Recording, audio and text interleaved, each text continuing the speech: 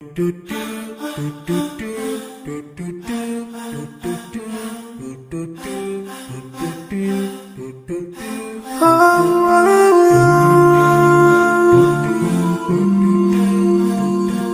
yeah.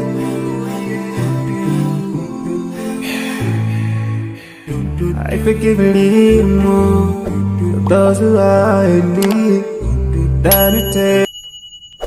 Assalamualaikum warahmatullahi wabarakatuh. Bertemu lagi dengan channel Rumah Bercerita. Bagaimana kabar sahabat semuanya? Ayah bunda sehat selalu kan? Alhamdulillah, tentunya semoga Allah menjaga kita semuanya. Oke, pada kesempatan kali ini kita akan sharing terkait orang tua wajib hindari sikap yang seperti ini. Nah, jadi sikap-sikap apa yang harus dihindari ketika kita dalam berkeluarga, apalagi tentunya di hadapan putra-putri kita ya. Jadi ini perilaku ini wajib dihindari. Oke? Jangan lupa like dan subscribe channel ini agar terus mendapatkan update informasi dari kami. Oke, sikap apa saja sih yang harus dihindari dari ya kita sebagai orang tua gitu ya. Yang pertama adalah bertengkar di depan anak. Konflik dengan pasangan memang bisa seringkali tak terhindarkan dan sulit untuk disembunyikan. Biasa karena emosi yang meluap, maka pertengkaran bisa terjadi di depan mata anak. Sangat disayangkan bila hal ini terjadi karena penelitian menunjukkan bahwa anak yang tumbuh di lingkungan yang sering terjadi konflik jadi cenderung lebih sulit untuk beradaptasi, sulit bekerja sama dengan orang lain, dan rentan mengalami depresi. Jadi yang pertama adalah hal yang harus dihindari ketika berada di depan anak, tentunya bertengkar, yaitu konflik yang bisa jadi ya tentunya karena emosi yang meluap-luap. Maka dipastikan selalu pasangan itu ketika ada hal yang memang tidak setuju, maka lebih baik di antara alternatifnya adalah berdiam diri. Ya, jangan malah nanti ada piring terbang gitu ya, ada mangkok pecah gitu atau apapun itu, karena tentunya ini akan menimbulkan terciptanya lingkungan yang buruk. Ya, tadi sudah disampaikan kalau sering terjadi konflik ini menjadikan anak sulit untuk beradaptasi, sulit bekerja sama, dan tentunya rentan ini depresi. Ini sangat khawatir. Depresi itu nantinya efeknya ya bisa jadi bunuh diri atau dia melakukan hal-hal yang buruk di luaran tanpa sepengetahuan orang tua. Ini kan lebih berat lagi. Oke, yang berikutnya adalah terus-menerus mengeluh. Nah, tentunya kita sebagai manusia itu pasti tidak akan terlepas dari sifat mengeluh. Ya, Allah ciptakan kita diantaranya adalah sifat mengeluh. Tapi tentunya sesekali mengeluh memang wajar. Namun bila terus berulang mengeluh, apalagi terhadap hal kecil, itu akan berdampak buruk pada anak. Kebiasaan menggerutu dan mengucapkan kalimat negatif dapat menyebabkan anak mengalami stres dan kecemasan. Anak pun akan cenderung takut untuk mengeksplorasi diri karena khawatir orang tua akan marah atau mengeluhkan tingkah lakunya. Nah, ini yang kedua, sikap yang harus dihindari adalah terus-menerus mengeluh. Kenapa teman-teman semuanya? Karena tentunya ya, kalau terus-menerus mengeluh ini akan menciptakan anak-anak yang stres.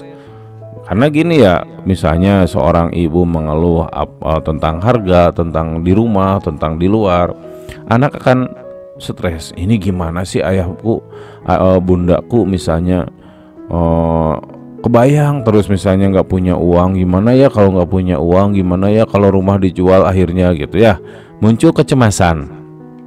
Maka tentunya mengeluh itu ya sesekali gitu, jangan sampai terus menerus. Dan yang paling tentunya yang paling mengkhawatirkan adalah anak takut dan anak cenderung takut untuk mengeksplorasi diri karena melihat ayah dan ibunya kok begini gitu, karena terus mengeluh ya. Jadi silahkan mengeluh tapi sesekali, jangan terus menerus ya. Yang berikutnya adalah membicarakan hal buruk tentang orang lain. Ini ngagibah ya, ngagibah. Dan sebisa mungkin berusaha untuk menghindari gunjingan atau membicarakan kejelekan orang lain di hadapan anak. Anak mungkin tampak tak mengerti, tapi mereka tetap memperhatikan apa yang orang tua ucapkan. Saat orang tua berbicara negatif tentang orang lain, misalnya tetangga depan rumah itu orangnya galak, temanmu itu badannya bau banget. Omongan seperti itu bisa menciptakan persepsi negatif dalam pikiran anak. Nah, dalam hal ini tentunya pastikan untuk memilih-milih apa yang dibicarakan, apa yang didiskusikan di depan anak. Bisa saja dia tidak mengerti tentang apa yang dibicarakan, tapi dia akan mengikuti apa yang diucapkan. Dia tidak mengerti maknanya tentang apa, tentang sesuatu apa gitu ya, tetapi dia paham apa yang dia ucapkan, dia mendengar apa yang dia ucapkan. Tanganmu itu badannya bau banget, apa temanmu misalnya badannya bau banget, kan dia nggak tahu bau itu seperti apa, tapi ketika diucapkan, maka anak akan mengulang kembali dengan tanpa sebab. Bisa jadi misalnya meskipun di rumah semuanya bau, dia akan mengatakan ini bau ya gitu ya, karena dia tidak paham atas maknanya. Yang berikutnya adalah tidak jujur. Nah, ini harus dihindari tentunya. Sering berbohong pada anak akan membuat anak kehilangan rasa percaya diri terhadap orang tuanya sendiri. Rasa percaya terhadap orang tuanya sendiri. Misalnya, orang tua sering mengucapkan, "Jangan menangis ya, nanti digigit harimau." "Mama pergi 5 menit ya, kamu main dulu sama kakak." Padahal perginya berjam-jam ya, ngomongnya 5 menit keluarnya 10 jam itu ya, dari duhur sampai maghrib misalnya. "Jangan bandel loh, nanti ditangkap polisi." Wah, ini kan berlebihan itu, ini nggak jujur. Kesannya sepele saat orang tua mengucapkan kebohongan seperti ini. Namun hal ini bisa secara tidak langsung mengajarkan kebohongan kepada anak. Maka sampaikanlah yang real, yang logis, yang dapat dimengerti ya. Jangan hal-hal yang membumbung atau jadi malah supaya ingin takut anak, tapi malah anak nggak takut karena anak juga berpikir, ini kan jangan menangis nanti digigit harimau. Harimau mana yang akan datang, kan itu bullshit ya, bohong gitu ya. Maka pastikan sampaikan kepada anak ya, kalau menangis misalnya kalau usianya 1 tahun ya boleh menangis karena bayi kan belum bisa bicara. Tapi kalau anak-anak ya bisa bicara gitu. Kalau usia sudah 4 tahun 5 tahun, sampaikan, "Jangan menangis ya, kamu sudah bisa bicara." Selesaikan masalah dengan bicara. Yang berikutnya adalah melindungi anak dari kesalahan. Orang tua mana sih yang tidak mau anaknya hidup bahagia dan aman? Namun bukan berarti ini jadi alasan orang tua untuk terus-menerus melindungi anaknya dari kegagalan maupun kesalahan.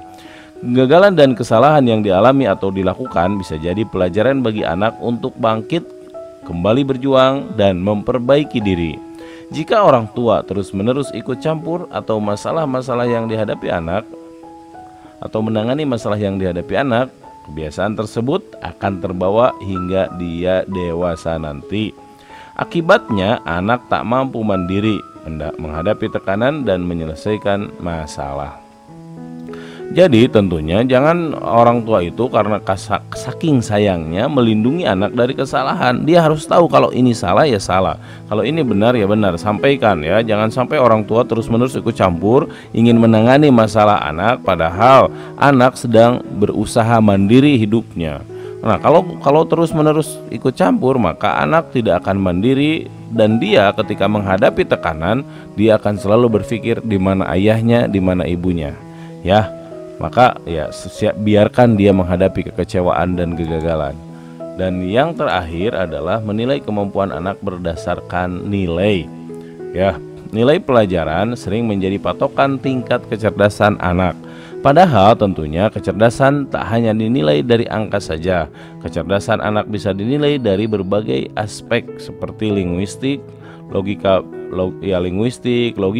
visual spasial, kinestetik, musik, interpersonal, juga intrapersonal. Terus ya tentunya menjadikan nilai sebagai patokan kecerdasan anak bukanlah pola asuh anak yang bijak. Lebih baik bantu anak dalam proses belajar tanpa membuatnya merasa tertekan. Ya, yuk sama-sama mari kita pahami bahwa kecerdasan itu tidak hanya bersifat nilai atau berdasarkan angka.